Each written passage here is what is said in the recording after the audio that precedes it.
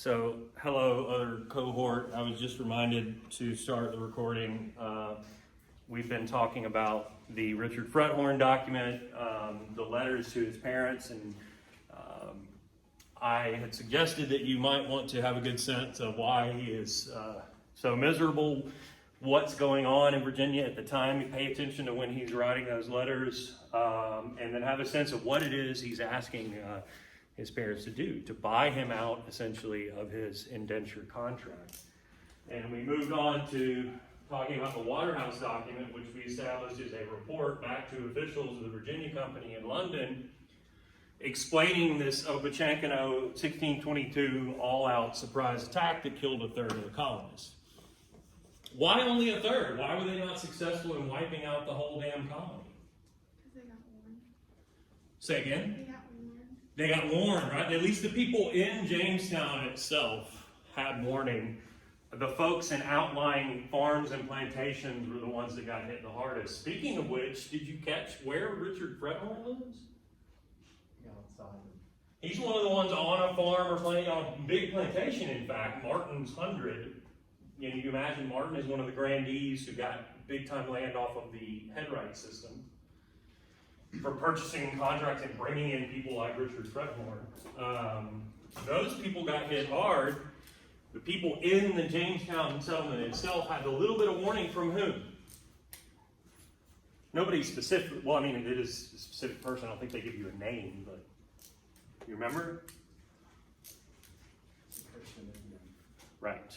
There's the praying Indian, one of the Native Americans, one of the Powhatan who had been converted to Christianity, apparently, supposedly, felt it, laid upon his heart or something to convey to the colonists in Jamestown. And they had a little bit of warning time to sort of prepare, and that helps them avoid, complete catastrophe. But the key part of this document is what comes. It's like a first half, second half, and he explains how the attack went down, right? That's part one.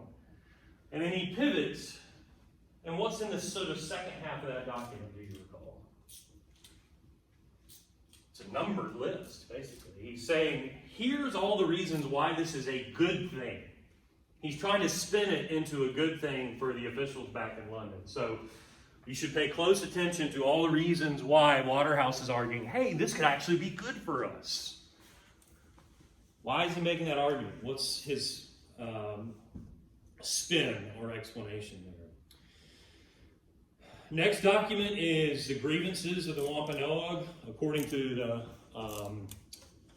who was it? One of the deputy governor of New York. I can't remember if he was the one writing. It's an exchange between colonial officials there in New England middle colonies, explaining why the Wampanoag are so upset. You guys read this one? Why are they so upset? Because they feel that they are not being treated as they treated the colonists when they first arrived. Basically said, look, we saved you guys when you got here. When the Pilgrims arrived, they would have all died probably had it not been for us. We've been, friendly and accommodating to you, whereas you have swindled us out of our land and so on and so forth. What are some of the other reasons? Anybody? All right, well, you better know before you open up the quiz, I'll tell you that. Some of them I talked about in lectures, so just be familiar with, beyond that simple fact, what are the reasons that the Wampanoag, what are the specific grievances, beefs, what are they pissed off about vis-a-vis the colonists specifically? And it goes beyond simple sort of, we were fair to you and you've not been fair to us, although that is the sort of overarching theme of it all. It occurred to me that people are going to be staring at a blank screen, but it's better than looking at my fat gut. Bridget Bishop is one of those accused of witchcraft during the episodes that we know as the Salem witch trials. What you'll want to know here, beyond being a witch, generally speaking, what are some of the things she's accused of doing? So they're kind of going through this, it's a trial, and that's a sham. She's going to be convicted, as were all the other ones, but they want to get you to confess, but it's also a way for people to sit up there and sort of air all of the things that supposedly this person has been doing that would identify them as a witch. And do you remember what I said? What is it that in the lecture that I said makes people want to jump to say, oh, it must be witchcraft? Hysteria.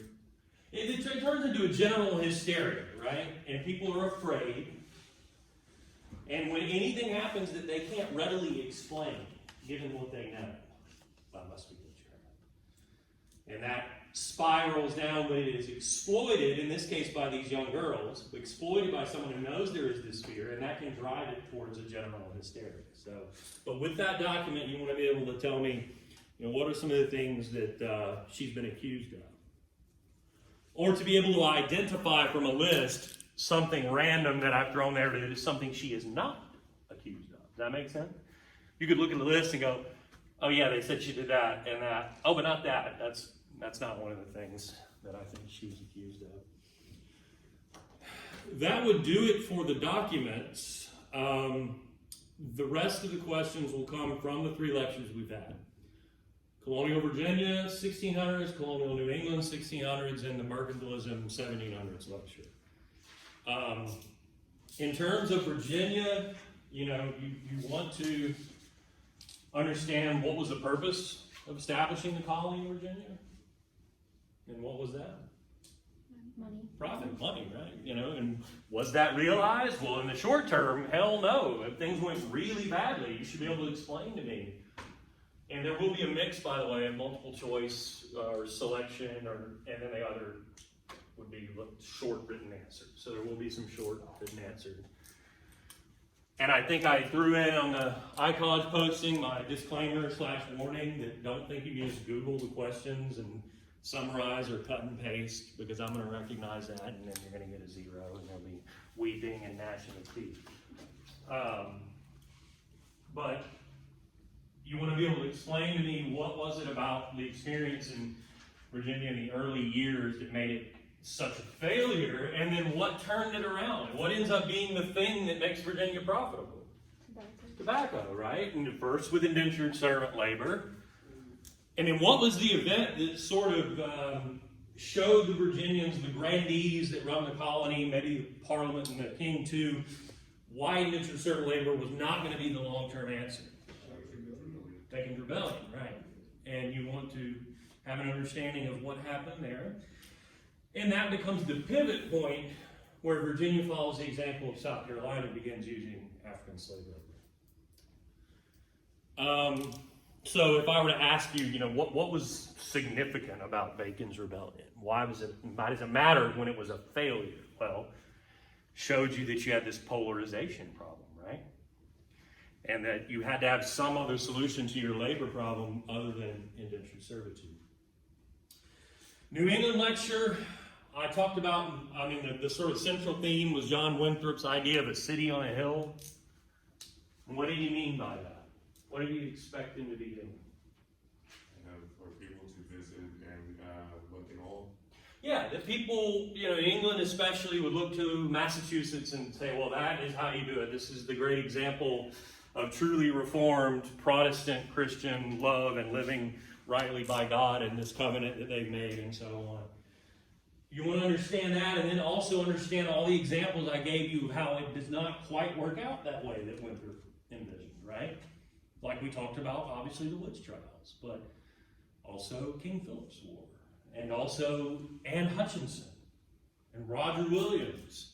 So you want to be able to tell me on the quiz, what was it that Anne Hutchinson and Roger Williams were doing that ultimately led to their being banished? What was Anne Hutchinson doing? She was challenging Winthrop's claims on works versus faith. Yes. So she's having these Bible studies that turn into her more or less preaching. And to boot, she's a woman. And for Winthrop or Minister John Wilson, it wasn't a woman's place to do that. Never mind that she's also challenging, as you say, the position of Wilson and by proxy Winthrop in terms of the covenant of works versus covenant of grace. And she's insisting on a covenant of grace and an individual's relationship with God, and more or less along the lines of Martin Luther's justification by faith alone. So you should be able to to tell me all those things. And what was it Williams was doing that turned out or to lead to his banishment? Remember, we talked less about this than Hutchinson, but it's still important. He was suggesting more political reforms, allowing people of other faiths to vote. Yeah, maybe separating church and state a little bit more, abolish the church membership requirement, and you remember that membership was different than just attending, requirement for voting, and maybe dealing a little more fairly with the Wampanoag or other Native Americans. I don't know. But that led to his banishment. And what was my purpose of, what was one of my primary purposes in showing you that, particularly as it relates to that central irony of the colony that I talked about? That you have these people who were devout, Christians, and They were seeking religious freedom, but did not acquire it. yes, that there's not actually any religious freedom in Massachusetts, even though we like to remember that these people came here for religious freedom. Well, sure, but, for themselves and for their way being the only way. So that there's this deep sort of abiding intolerance associated with Winthrop specifically as the sort of face of it, but with the leadership of the colony in general. So anyway, if I were to have you, there was a list and you'd have to sort of parse out, okay, these are things Ann Hutchinson did. No, that was Roger Williams. You could identify what each person was doing that sort of led to them butting heads with the leaders of the colony. And then last lecture, obviously, there are times, and I when I'm sitting here watching those of you, I don't remember, were y'all in here for the last lecture or no? No. Yeah, I thought it was the other colony. I'm sure it would have been the same if you guys are in here, but I can see, when I'm about to define mercantilism, I see people going, okay, well, this is clearly something I should be writing down, and that's true. And when there are times like that, those are things that you can probably expect that, if not on the quiz, certainly on the exam, I'm going to ask you to throw that back at me. And here would be a prime example of, if I asked you, how did I define mercantilism?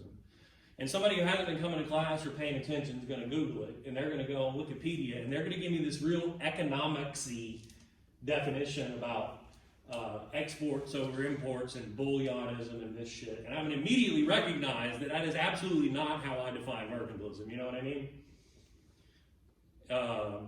Did some of you have your notes open or may remember? I have my notes right here.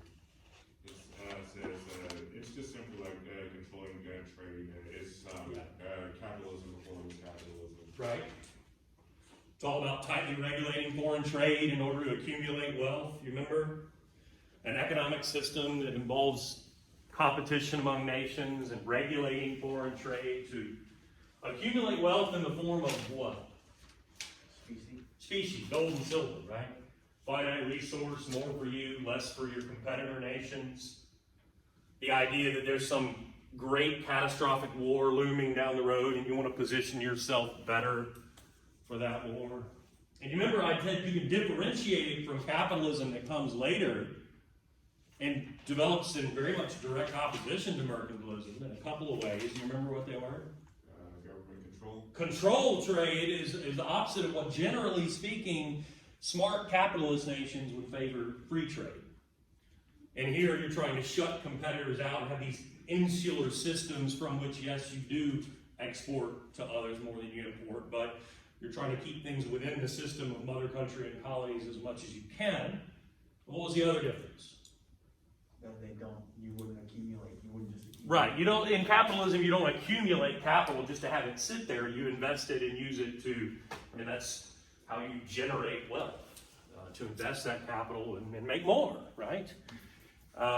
So those are a couple of things that you would want to note. And then, what, generally speaking, what role do the colonies play in such a system?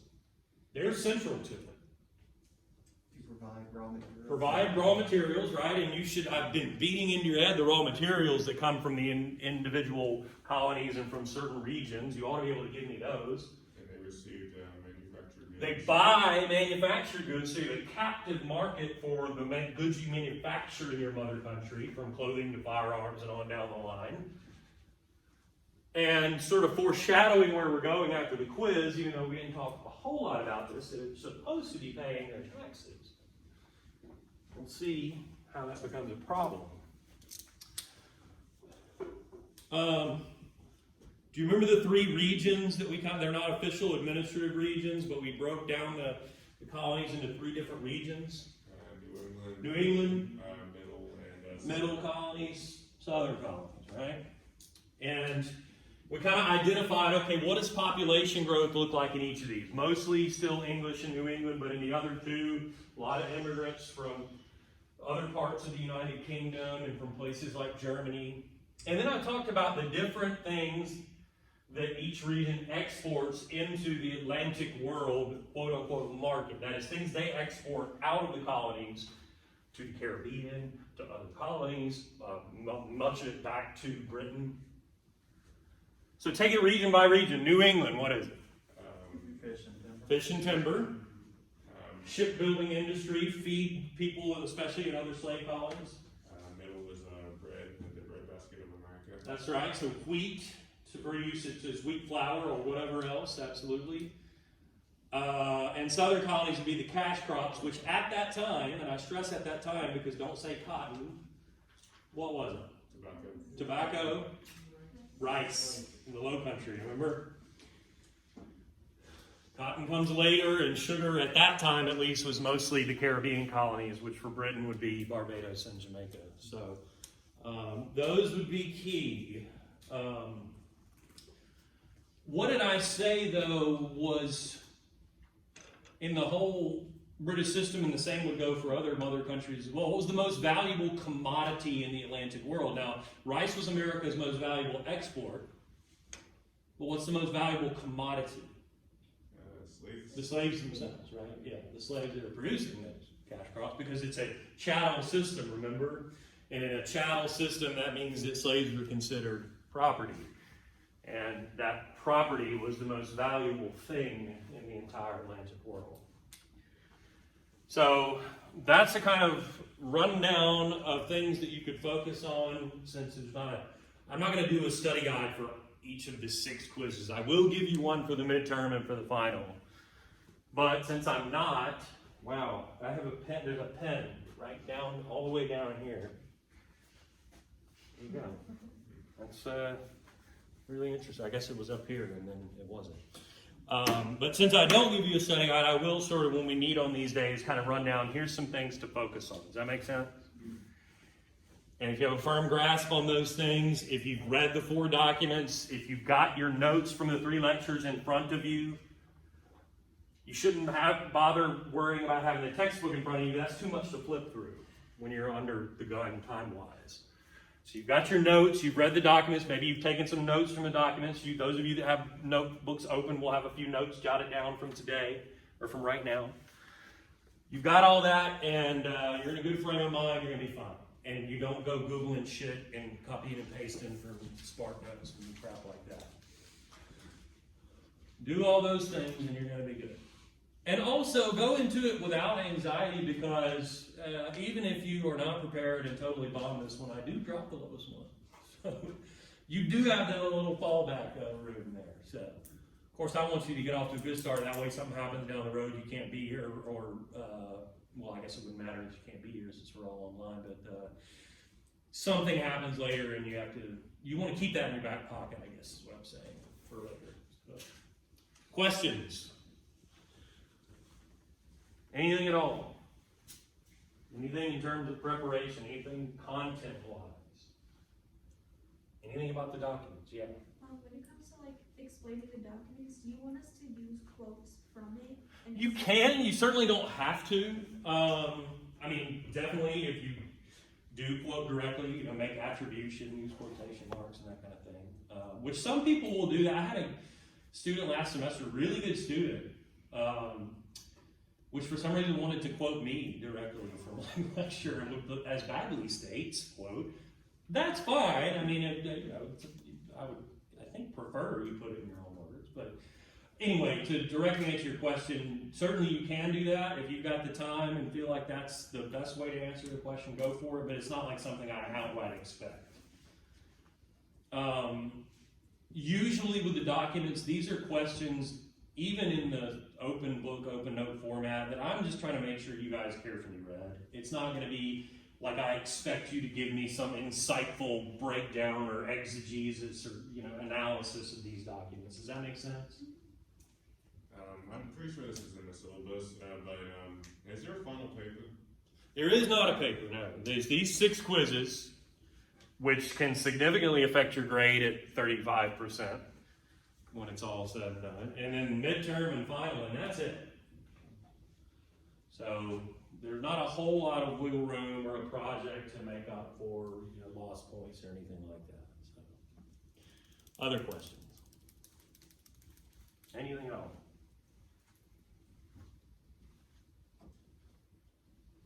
Okay. Well, if y'all don't have questions, that is all in the way of review that I have prepared. So go forth and prosper. The quiz, I think I set it up to stay open until Friday. Ideally, you will have taken it by Thursday so that you're ready for Thursday's lecture whenever the hell I get it posted. Or do I have you again Thursday? Yeah. Okay. No, I got half yeses and half nos. Yeah, cohort 2 is Thursday. And you are cohort? 1. Okay. All right, well, huh? 2 days. Well, So Tuesday and For- Thursday. I'll pretend like you didn't tell me that, because I don't care if you do, but the official policy is that you, I don't care. As long as you're in a blue dot seat, I don't care. Yeah, I was just like, who's cohort? Yeah, you're only supposed to attend on certain days. That's the official policy. I'll say that. Does that make sense? Officially, you're not supposed to be here except when you're supposed to be here. So like if we wanted to come on one of the other days with the cohorts,